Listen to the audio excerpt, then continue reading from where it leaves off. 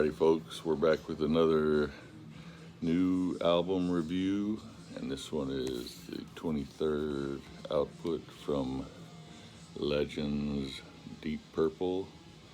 The album's called Equals One. Nice white CD cover. It'll get dirty, I'm sure. There's already a little spot on there. I don't know if that's from me or it came like that. So anyway, let me show you what's going on here. You get another space theme going on from the old Whoosh, their last studio album of all original material. Then you get some Goodwill Hunting shit going on there. I'm going to take their word for it that equals one. Get the booklet here. Continuing with the space theme. Black and white. Guessing equal one.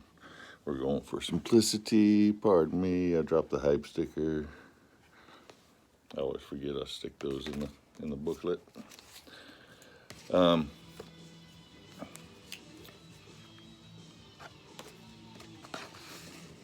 didn't even know this was in there. Gonna order some more stuff from Deep Purple. Oh, this is the CD DVD version. I don't know. It says 60-minute band documentary, access all areas on DVD. I don't know if all. This was a pre-order. I don't know if they all came with the DVD or if it was just this one that I ordered. So anyway, this one's produced again by Martin Birch. Bob Ezrin.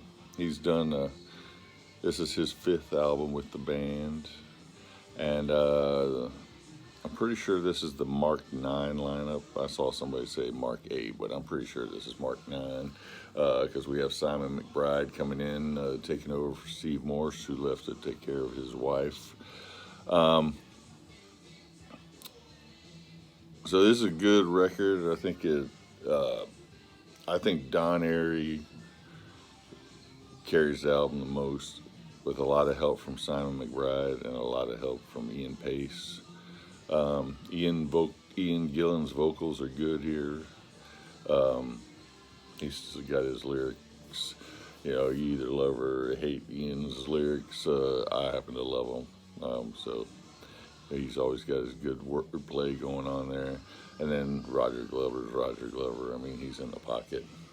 But I think Don Airey and McBride really shine here the most. I was not the biggest fan of Steve Morse's guitar tone. It's a little thin to me. That's not to say that I dislike those albums. I mean, I think there's some great albums. Perpendicular's awesome. Abandon's great. I even like Bananas. The last 3 studio albums, Whoosh, Now What, Infinite, they were all real solid. But I think Simon McBride's guitar tone fits better in here. He's got a deeper, I'm gonna say Richie Blackmore-ish tone, but not to say that he sounds like Richie Blackmore, but just it's a deeper sound like that. There's a couple of songs on here where McBride sounds like he's trying to imitate Steve Morse, and those may have been songs that were written while Steve Morse was still in the band.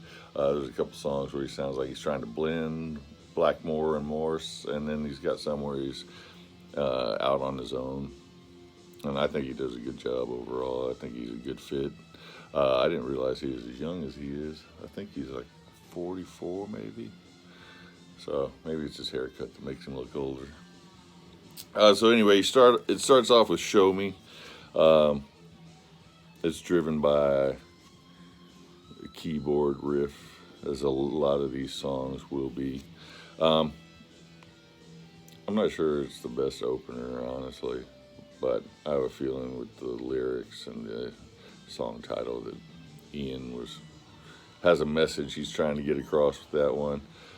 A bit on the side is the next one. It's got a good guitar riff in it. You get a keyboard solo, guitar solo. You get some drum breaks in there. I'm surprised they didn't use that one as a single because it's one of the better songs on the album. I dig that one. Sharpshooter next. It has a little abandoned feel to it. This album, it's kind of like a cross between abandon and whoosh, with a little bit of rapture of the deep thrown in there, in my opinion. Then Portable Door is the next song.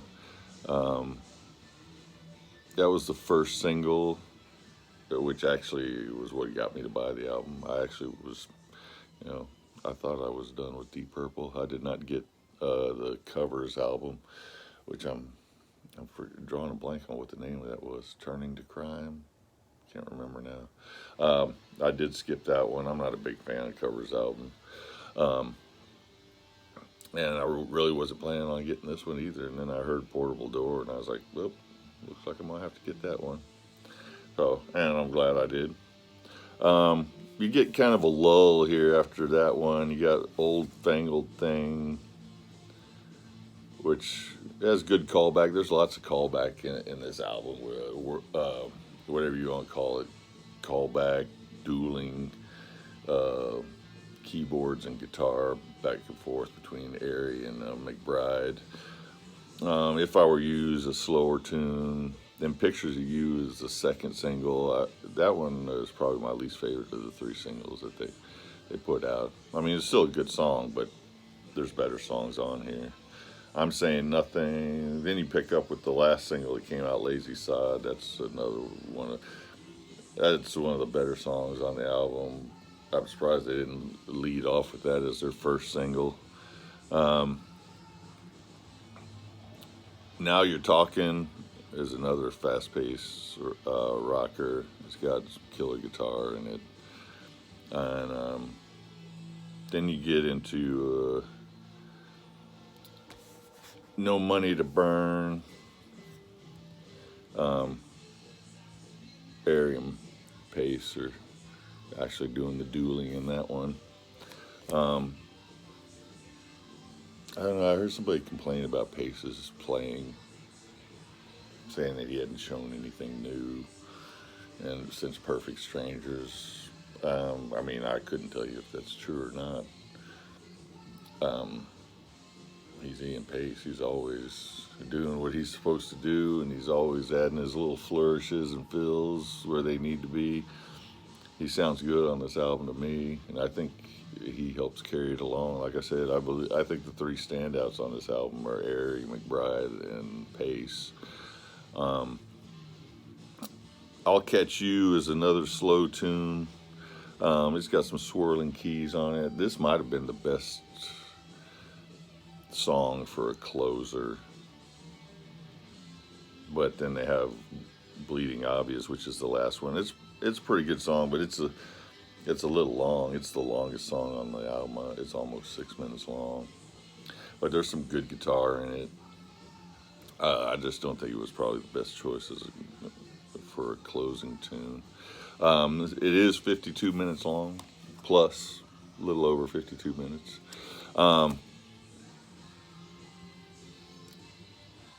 So it's a little long. I think they could have trimmed about 3 songs off of here, and it would have been a really solid 8.5 out of 10. But I'm going to give it an 8 out of 10 easy.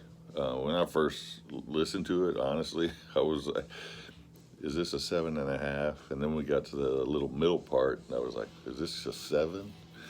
But, after I've given it several listens. I've probably listened to it at least 5 times, maybe more. And it's a solid 8 out of 10. It's a grower for sure. It may catch you off guard at first. It may have just been me.